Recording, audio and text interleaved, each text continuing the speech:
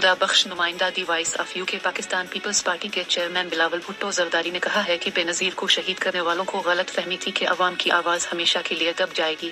बेनज़ीर को शहीद करने के बाद सियासी कठपुतलियों को मुसल्लत किया गया।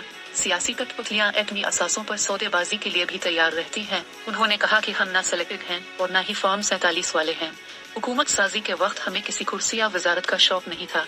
हम नून लीग से कहा कि हुकूमत बनाएं और फैसले करें और नून लीग से तय हुआ था कि PSDP मिलकर बनाएंगे। हाल ही में अमेरिका ने पाबंदियां लगाई हैं। उनकी ख्वाहिश है कि किसी मुसलमान मुल्क के पास एटमी ताकत ना हो। पाकिस्तान तहरीक इंसाफ के बानी इमरान खान बहाना है। उनका निशाना पाकिस्तान का एटमी और मिसाइल प्रोग्राम है। उनका कहना था कि हम अब तक हुकूमत से तय पाने वाले समझौते पर अमल कराने में नाकाम रहे हैं।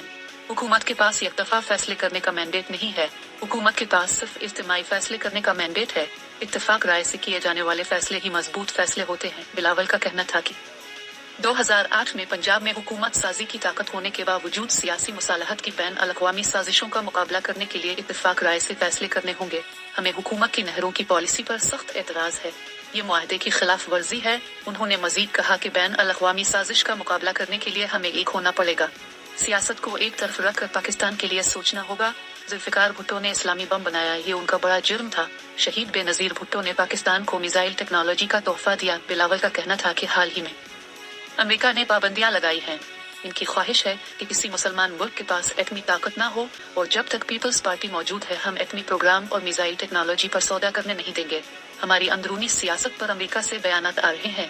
ये बयानात सिर्फ बहाने हैं। उन लोगों को पाकिस्तान की जमहूरियत से कोई दिलचस्पी नहीं। बानी PTI बहाना है। उनका निशाना पाकिस्तान का एटमी और मिसाइल प्रोग्राम है। PP चेयरमैन ने मुतालबा किया कि इन बयानात के हवाले से बानी PTI वजाहत करें। जो लोग पाकिस्तान के एटमी प्रोग्राम के खिलाफ बयानात देते हैं वो आज बानी PTI के हक में आवाज क्यों उठा रहे हैं?